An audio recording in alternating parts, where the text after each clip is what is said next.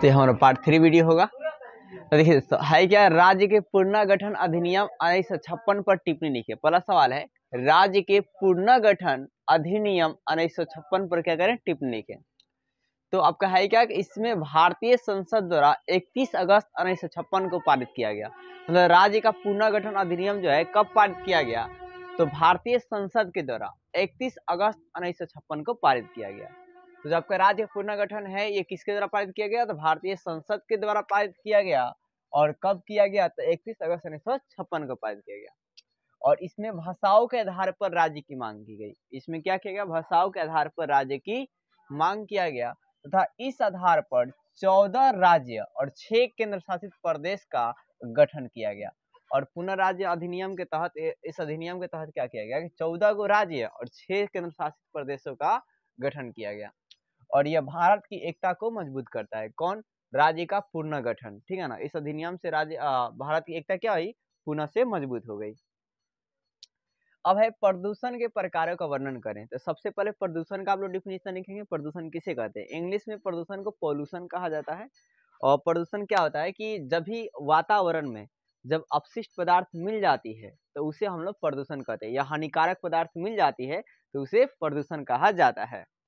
कि जब वातावरण में क्या होता है, या जब पर्यावरण में हानिकारक या अपशिष्ट पदार्थ मिल जाती है तो उसे प्रदूषण कहते हैं। अब ये प्रदूषण जो है निम्नलिखित प्रकार के हैं, वायु प्रदूषण, जल प्रदूषण, ध्वनि प्रदूषण, मृदा प्रदूषण।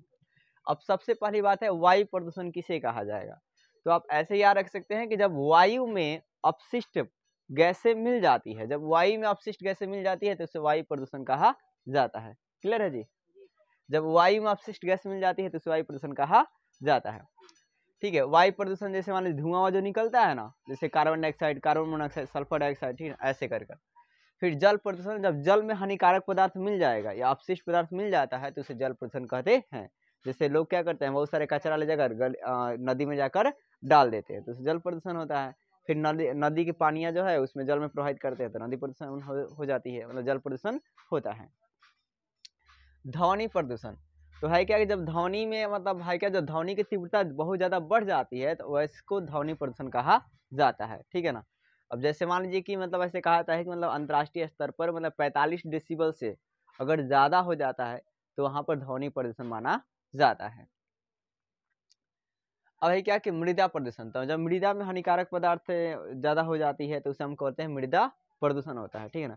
जैसे बहुत सारा खाद बीज का इस्तेमाल खाद का इस्तेमाल करने से क्या होता है, मिट्टी में व्हाइट कलर के रेगाड़ी आ जाती है तो उसी को मृदा प्रदूषण कहा जाता है। और जब मृदा प्रदूषित हो जाती है ना तो मिट्टी उपजाऊ बहुत ही कम होता है, उसमें पैदावार नहीं होते हैं। अब है पर्यावरण के संरक्षण के प्रयास को स्पष्ट कीजिए। तो पर्यावरण को मतलब संरक्षण का मतलब सेफ्टी, कैसे पर्यावरण को रख सकते हैं, एनवायरमेंट को। तो अधिक से अधिक आप पेड़ लगा के रख सकते हैं। ठीक है, पर्यावरण सेफ्टी रहेगा। पेड़ों की कटाई को रोक लगाकर, जो पहले से पेड़ है उनकी कटाई को रोक लगा दीजिए, ज्यादा से ज्यादा फिर पेड़ों को रोपिए। फिर आसपास को स्वच्छ रखिए। ठीक है ना, अपने आसपास को स्वच्छ रखिए। प्लास्टिक वाला इस्तेमाल कम कीजिए। ठीक है, नदियों में नली न प्रवाहित कर, नदियों में जो नाली का पानी है ना उसे क्या करेंगे, प्रवाहित नहीं करेंगे। इससे भी क्या होगा, स्वच्छ रहेगा आपका नदी का पानी। अब है देखिए एक और बात, सबसे अधिक प्रदूषण जो बीमारी होती है ना किससे होती है, जल प्रदूषण से।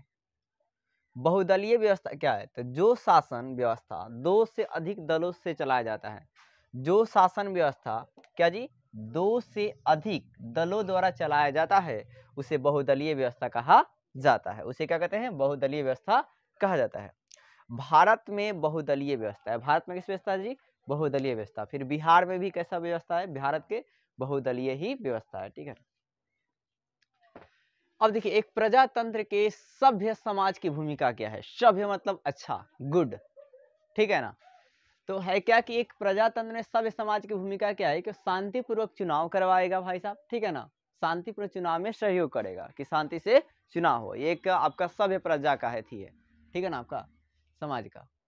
फिर आपका है क्या, राष्ट्र निर्माण में सहयोग करे। राष्ट्र निर्माण में क्या करे जी, सहयोग करे। मतलब देश के निर्माण में क्या करे, सहयोग करे, हेल्प करे। राष्ट्रीय संपत्ति की वो क्या करे, सुरक्षा करे, तोड़फोड़ नहीं करे। फिर एक है जनता के लिए हेल्थ एजुकेशन की अच्छी व्यवस्था, फ्री में व्यवस्था करे। जनता के लिए क्या करे जी, हेल्थ एजुकेशन की अच्छी एवं फ्री व्यवस्था को उपलब्ध कराए। ठीक है, ये दोनों चीज अगर मिलेगा ना तो आदमी आगे जल्दी ज्यादा आसानी से बढ़ जाएगा। अब सोवियत प्रणाली क्या थी? तो देखिए सोवियत प्रणाली ना बल्शेविक क्रांति के बाद आया था, ठीक है ना। क्या हुआ था जी? बल्शेविक क्रांति के बाद, ठीक है ना। और बल्शेविक क्रांति कब हुई थी भाई साहब? 1917 में। बल्शेविक क्रांति कब हुआ था जी? 1917 में। तो बल्शेविक क्रांति के बाद सोवियत गणराज्य का निर्माण हुआ। क्या हुआ? सोवियत गणराज्य का निर्माण हुआ और इसकी संचार प्रणाली उन्नत थी, मतलब बहुत ही अच्छी थी। किसकी भाई साहब? सोवियत प्रणाली की, ठीक है ना। सोवियत प्रणाली जो संचार प्रणाली था क्या था? वो बहुत ही क्या था? अच्छा था। संचार मतलब कम्युनिकेशन का सिस्टम, ठीक है ना, डिजिटली। फिर है क्या, इसमें बेरोजगारी क्या था? नहीं था, इसमें बहुत ही कम बेरोजगारी था, नहीं था। अब है क्या मार्शल योजना? क्या है मार्शल योजना? क्या है? तो यह एक आदमी के नाम पर ही रखा गया है इस योजना को। तो यह योजना अमेरिकी विदेश मंत्री, क्या जी?